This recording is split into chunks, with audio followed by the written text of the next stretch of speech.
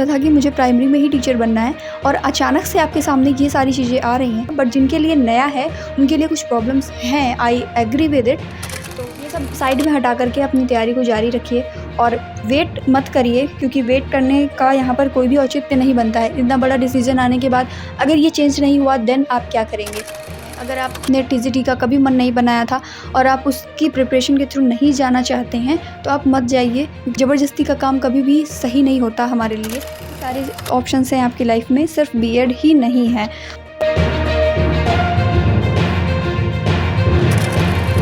I welcome to all of you in my YouTube channel learners academy में आप सभी का स्वागत है। आज हम बात करेंगे कि हमारे सभी भाई बहन जो कि एक टीचर बनने का सपना देख रहे हैं अलग अलग लेवल पर, तो उनकी जो शिक्षक प्रशिक्षण का कोर्स होता है जिसमें से बीएड और बीटीसी का विवाद चल रहा था, उसका फैसला आ गया है। प्रॉब्लम सभी को पता है, तो आइए हम सोल्यूशन की बात करते हैं। मेन प्रॉब्लम क्या है कि बीएड अब प्राथमिक शिक्षक भर्ती से बाहर कर दिया गया है। लाखों बीएडधारी जो टीजीटी पीजीटी को संज्ञान में न रखते हुए सिर्फ प्राइमरी के लिए तैयारी कर रहे थे, जिन्होंने 2018 का एनसीटीई का गजट देखकर बीएड किया था, उन्हें प्राथमिक शिक्षक भर्ती में मौका नहीं मिलेगा। अब इस पर क्या होगा क्या नहीं होगा, सुप्रीम कोर्ट का जो डिसीज़न आया है उस पर एनसीटीई की जो आपातकालीन बैठक हुई है, उसमें जो उनके एनसीटीई के सेक्रेटरी हैं उनकी अध्यक्षता में बैठक हुई है, बट उसका रिज़ल्ट क्या आएगा ये थोड़ा सा इसमें टाइम लगेगा अभी पता चलने में। तो करंट सिचुएशन जो हमारी है उसके अकॉर्डिंग अब हमें आगे क्या करना है, और कई सारे स्टूडेंट्स के मन में, कई सारे हमारे भाई बहनों के मन में जो क्वेश्चंस बन रहे हैं उनमें से कुछ कॉमन क्वेश्चंस जो हमें डिस्कस करने चाहिए, और उन डाउट्स में से एक क्लियर डिसीजन जो हमें इस टाइम पर लेना चाहिए वो क्या हो सकते हैं। तो आइए उन पर बात करते हैं। सुप्रीम कोर्ट के इस जजमेंट के बाद जो हमारे बीएडधारी भाई बहन हैं उनकी समस्या ये है कि जो सिर्फ प्राथमिक शिक्षक भर्ती की तैयारी कर रहे थे वो अब नए सिरे से तैयारी कैसे स्टार्ट करेंगे। ये जो प्रॉब्लम खड़ी हुई है ये सभी को पता है, बट अब इसका समाधान क्या हो सकता है, क्या क्या पॉइंट्स हैं हमारे जो हम अप्लाई कर सकते हैं और अभी हमें क्या करना चाहिए। शिक्षक बनने का सपना लेकर के जिन भी भाई बहनों ने बीएड का एंट्रेंस दिया है 2023 में, अब उन्हें बहुत ज़्यादा कन्फ्यूजन है कि उन्हें बीएड का काउंसलिंग करानी चाहिए या फिर डीएलएड में एडमिशन ले लेना चाहिए, क्योंकि डीएलएड के एडमिशन की डेट भी एक्सटेंड हो चुकी है। तो इस कंडीशन में अब क्या करना चाहिए उन्हें। और एक क्वेश्चन और बनता है कि जिनका बीएड कंप्लीट है या 2-3 साल से जो सिर्फ प्राइमरी की तैयारी कर रहे हैं वो अब आगे क्या करें। तीसरा क्वेश्चन ये बनता है कि क्या बीएड के बाद अब दोबारा कैंडिडेट्स को डीएलएड कर लेना चाहिए। चौथा क्वेश्चन ये बनता है कि क्या ये जजमेंट चेंज हो सकता है। और पांचवा क्वेश्चन ये बनता है कि कौन कौन सी वैकेंसीज आने वाली हैं जो बीएड वाले जिनमें अप्लाई कर सकते हैं इस ईयर में या आगे आने वाले ईयर्स में। करंट में कौन सी भर्तियां आने वाली हैं या आ चुकी हैं जिन पर बीएड वाले अप्लाई कर सकते हैं। तो इन सभी मुद्दों पर हम लोग बात करेंगे। सबसे पहला पॉइंट हम लोग उठाते हैं 2023 में जिन्होंने बीएड का एंट्रेंस दिया है वो अब काउंसलिंग कराएं या नहीं। देखिए, अभी तक की सिचुएशन के अकॉर्डिंग क्या था कि मामला जो है बीच में लटका हुआ था, जिसमें ये कहा जा रहा था कि बीएड वालों को बाहर किया भी जा सकता है और लिया भी जा सकता है प्राथमिक में।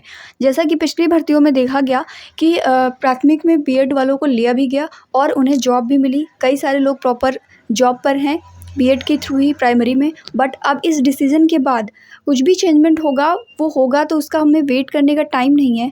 अभी हमें क्या करना है कि हमें ये डिसाइड करना है कि अगर हम बीएड करने जा रहे हैं या फिर हम बीटीसी डीएलएड करने जा रहे हैं तो उस कंडीशन में हम कौन से शिक्षक बनेंगे।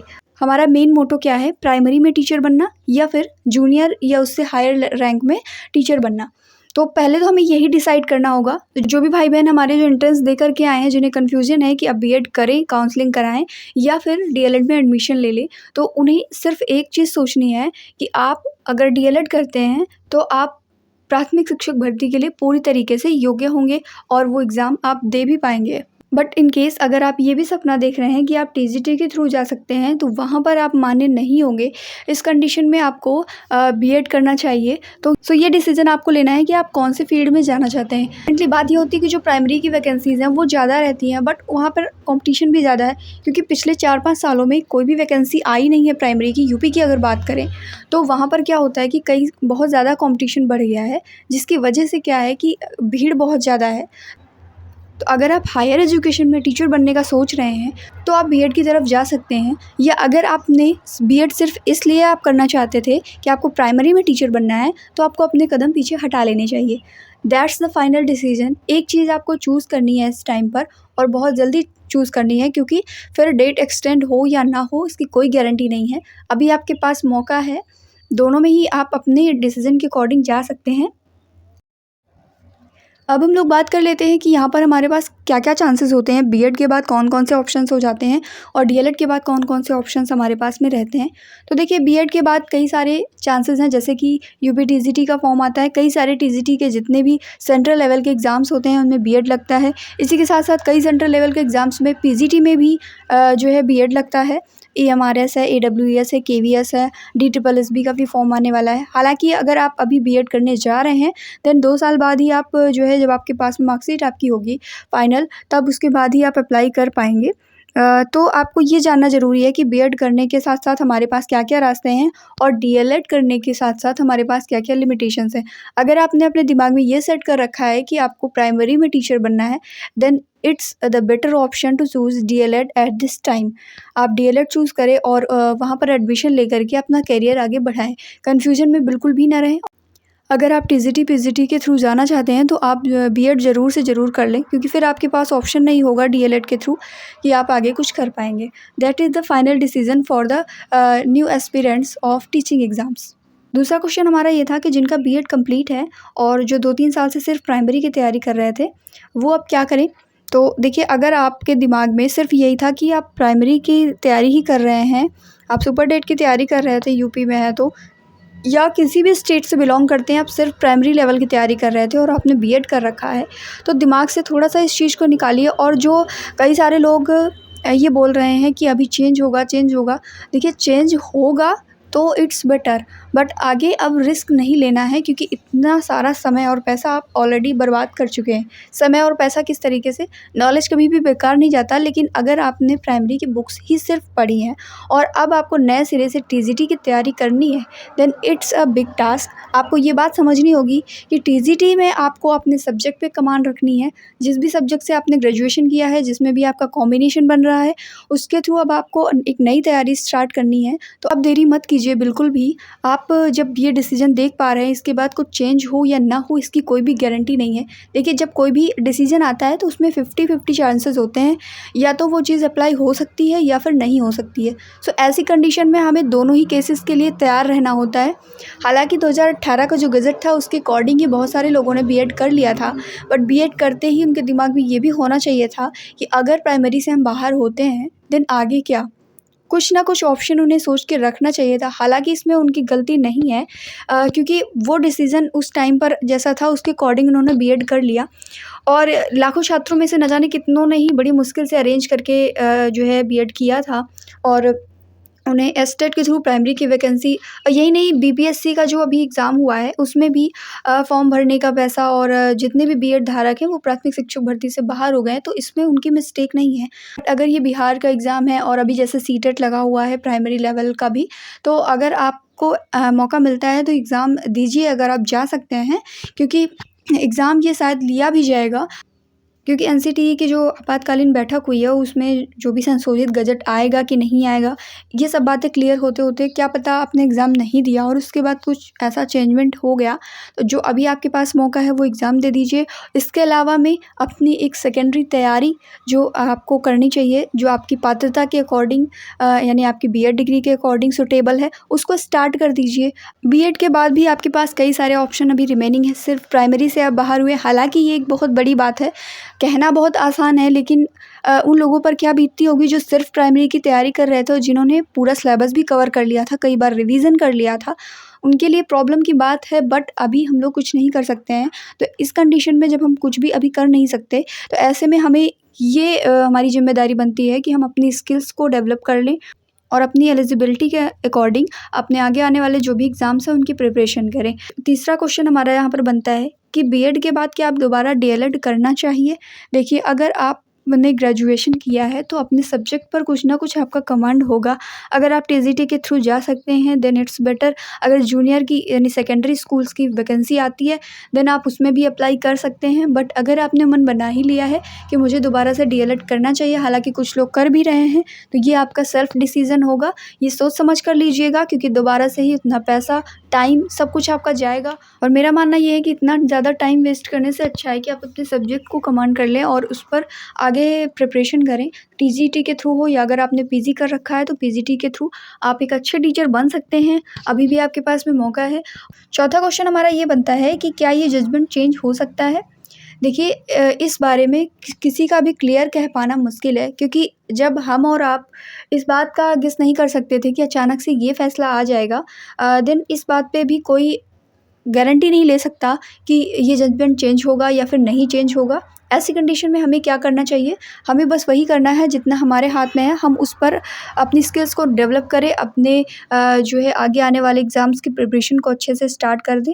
तो ऐसे केस में हमें बहुत ज़्यादा इन विवादों में नहीं पड़ना है कि जजमेंट चेंज होगा या नहीं होगा। होता है दैट्स ओके, बट अगर इन केस नहीं चेंज होता है देन हम आगे के लिए प्रिपेयर रहें, ये हमारी ज़िम्मेदारी है। फिफ्थ क्वेश्चन हमारा ये बनता है कि कौन कौन सी वैकेंसीज़ आने वाली हैं जिनमें बीएड वाले अप्लाई कर सकते हैं। देखिए यूपी टीजीटी का तो अभी कह नहीं सकते कि दोबारा से आने वाला है, बट कुछ हैं जैसे कि DSSB में आपको वैकेंसीज़ देखने को मिलेंगी आपके सब्जेक्ट के अकॉर्डिंग। और करंटली EMRS का फॉर्म चल रहा है, 18 अगस्त तक है ये। अगर आपकी थोड़ी बहुत प्रिपरेशन पहले से है या फिर नहीं भी है, अगर आप अभी 2-3 महीनों में जितने में भी आपका टाइम ड्यूरेशन है एग्ज़ाम का, उसमें आप प्रिपरेशन कर सकते हैं, तो इस फॉर्म को फिलअप कर दीजिएगा। 1500 का फॉर्म है, हालांकि महंगा है, बट फिर भी अगर आपकी तैयारी है तो आप अपना ये फॉर्म फिल कर सकते हैं। अलग अलग सब्जेक्ट के अकॉर्डिंग आप डिटेल नोटिफिकेशन में जा कर के वैकेंसीज़ की डिटेल देख सकते हैं और उसके अकॉर्डिंग अपना फॉर्म फिल कर सकते हैं। AWS का फॉर्म भी आया हुआ है, आर्मी वेलफेयर एजुकेशन सोसाइटी। इसी के साथ साथ एकलव्य मॉडल का फॉर्म भी आया हुआ है, जो भी मैंने आपको बताया, EMRS। और ये सभी सेंट्रल लेवल की वैकेंसीज़ हैं, अच्छी वैकेंसीज़ हैं। और अभी आपने देखा होगा दिसंबर 2022 में KVS का फॉर्म आया था, जिसमें भी TGT और PGT के कई सारे पद थे, जिसमें कई सारे कैंडिडेट्स ने पार्टिसिपेट किया और इंटरव्यू के लिए सेलेक्ट भी हुए। TGT PGT की वैकेंसी क्लियर कर दी गई। PRT का रिजल्ट जो है डिलेड था, सिर्फ इसी वजह से कि PRT में BEड वालों को लिया जाएगा कि नहीं। हालांकि अब ये डिसीज़न के बाद क्लियर हो जाएगा और जितने भी BEड कैंडिडेट हैं, अगर उनको हटाना होगा तो वो हटा देंगे और उसके अलावा जितने भी बचते हैं DLED वाले, उनको ये जॉब अपॉर्चुनिटी मिल जाएगी। उन्हें इंटरव्यू के लिए बुलाया जाएगा, उसके बाद उनका जो भी सिलेक्शन प्रोसीजर होगा। तो BEड वालों को अभी क्या करना है कि इन सब चीज़ों में देखना है कि आपको कहाँ कहाँ पर मौके मिल सकते हैं और उसके अकॉर्डिंग ही आपको आगे काम करने हैं। मन में डिमोटिवेशन का फ़ील कभी भी मत लेकर के आइए, क्योंकि जब आप दिमाग से सोच लेते हैं कि अब हमसे कुछ नहीं होगा, अब सब कुछ बर्बाद हो गया, तो वैसे भी सब कुछ बर्बाद हो जाता है। जब आप एक नई एनर्जी के साथ में उठ खड़े होते हैं, वही समय होता है आपको आगे ले जाने वाला।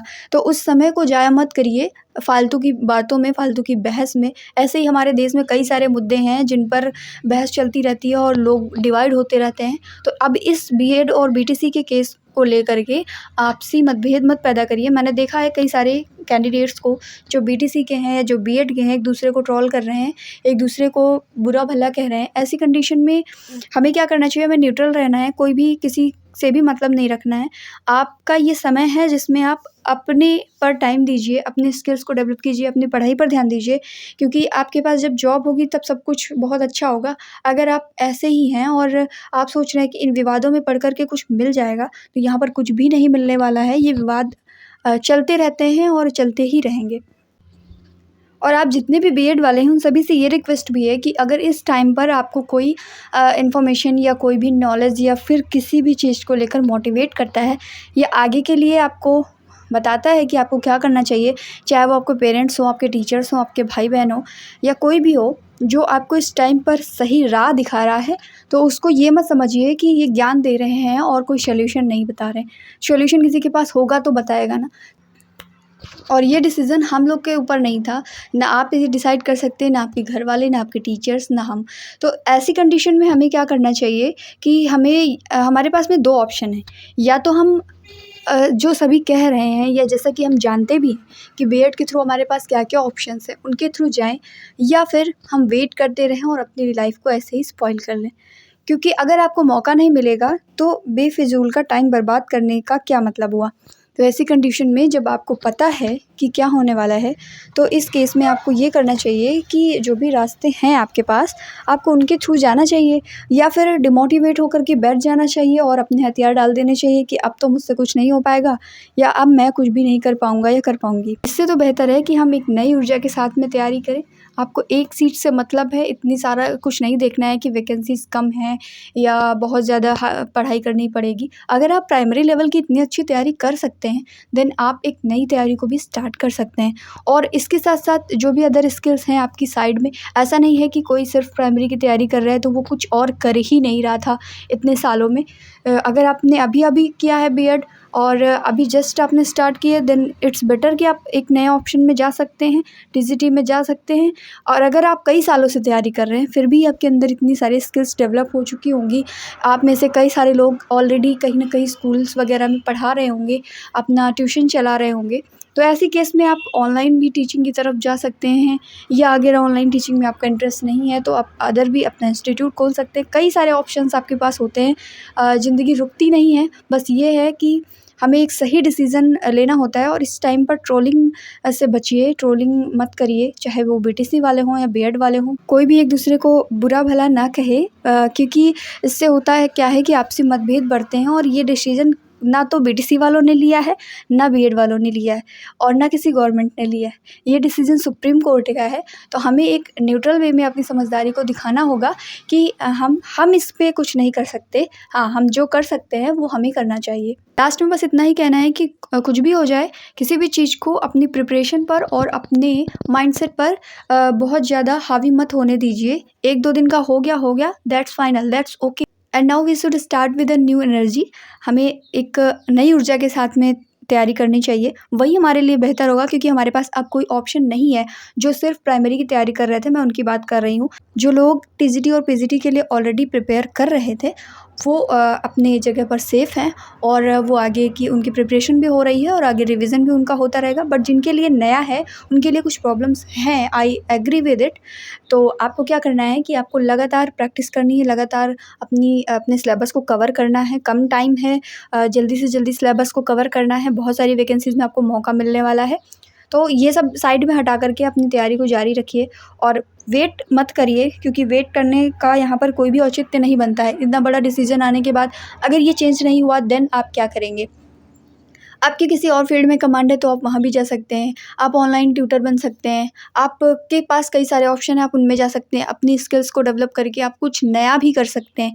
ज़रूरी नहीं कि आप सिर्फ इसमें लगे रहें। अगर आपने टीजीटी का कभी मन नहीं बनाया था और आप उसकी प्रिपरेशन के थ्रू नहीं जाना चाहते हैं, तो आप मत जाइए। ज़बरदस्ती का काम कभी भी सही नहीं होता हमारे लिए। अगर हमें कोई काम नहीं अच्छा लगता है तो हम उसको कभी भी नहीं कर सकते। अगर आपने हमेशा से सोचा था कि मुझे प्राइमरी में ही टीचर बनना है, और अचानक से आपके सामने ये सारी चीज़ें आ रही हैं, देन लीव इट। आप यहाँ से साइड भी कर सकते हैं। 2 साल आपने बीएड किया, इस बात को मत सोचिए कि इतना सारा मेरा टाइम वेस्ट हुआ, पैसा बर्बाद हुआ, क्योंकि जो हो चुका है उसे आप नहीं चेंज कर सकते। हाँ, आगे आने वाला समय आप ज़रूर चेंज कर सकते हैं। हो सकता है आपने एसएससी, पीसीएस लेवल या यूपीएससी की प्रिपरेशन भी साइड में कर रखी हो, तो आप उसके थ्रू जा सकते हैं। और भी कई सारे ऑप्शंस हैं आपकी लाइफ में, सिर्फ बीएड ही नहीं है। और जिनकी तैयारी है टीजीटी, पीजीटी लेवल की, वो अपनी टीचिंग की तैयारी को जारी रखें। बस इतना ही कहना है। Thank you.